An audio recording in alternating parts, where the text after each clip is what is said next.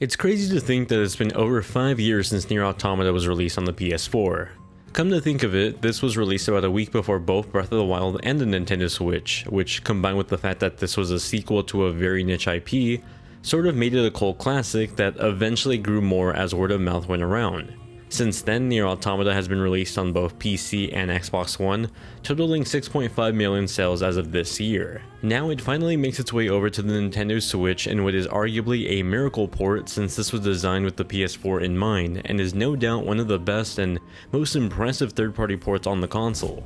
Nier Automata is the sequel to the original Nier released in 2010, although this story is contained within its own game, so you don't need to play prior games to understand this one. You play as 2B, an android developed by humans in their image to help them protect the last of civilization on the moon filled with hostile machines. As you continue on your journey, a new mystery begins to unravel, and with it, a whole new trail of breadcrumbs is left for you to chase.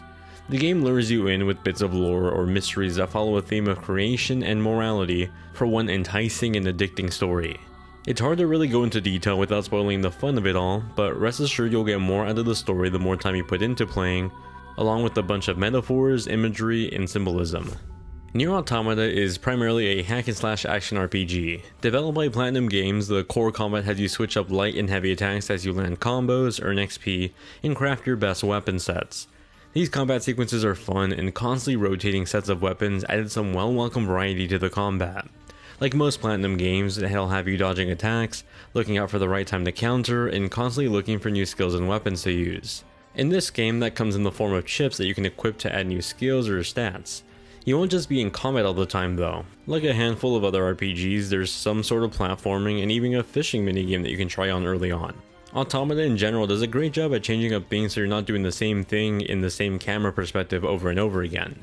For example, the opening sequence alone starts off with a boss fight that'll go from a twin-stick shooter to a hack-and-slash game to even a 2D platformer. As you can imagine, it doesn't waste any time just getting you right into the action.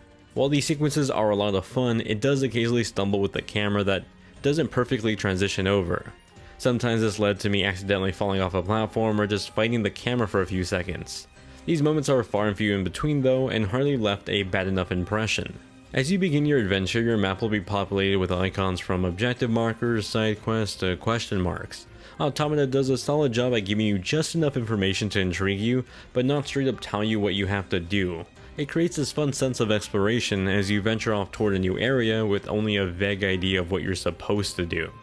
It's a fun and entertaining gameplay loop with plenty of quality of life features like an automatic setup if you just wish to ignore the RPG elements and solely focus on the action. Nier Automata was originally released on the PS4 with a performance target of 900p 60fps and 1080p 60fps on the PS4 Pro. On the base PS4, framerate dips would slow down to the mid-50s on occasion, but the more powerful PS4 Pro and PS5 helped smooth that out. With all that said, it's impressive to see the Nintendo Switch version target a dynamic 1080p 30fps in dock mode and 720p 30fps in handheld mode. Shockingly, the Switch version stays at those targets for the most part, both in terms of dynamic resolution and in frame rate. At most, the frame rate would dip down to about 26 frames per second, and that's during the more taxing boss fights.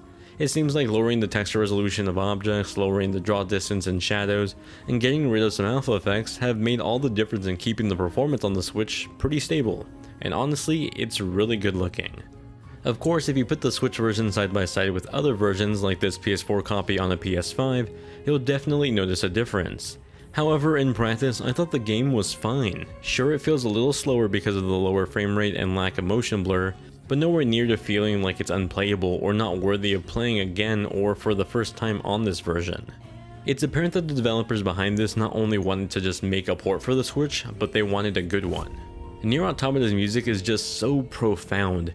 It uses this dynamic sound system that evolves over the course of the game that is intertwined with the story of the game. I can't really go into detail on how without spoiling some story beats, but the way the music reacts to actions in the gameplay and the story is chilling and unforgettable.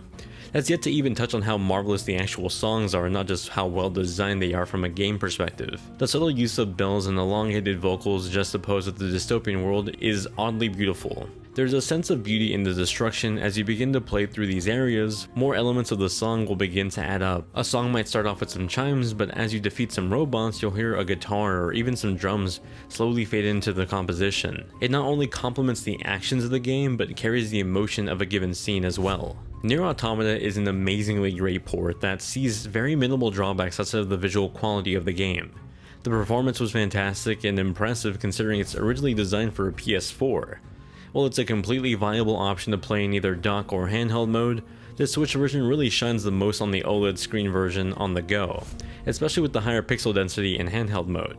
If you want to replay this classic on the go or for the first time, rest assured the Nintendo Switch port is a worthy way of playing one of the best action RPGs and stories of all time.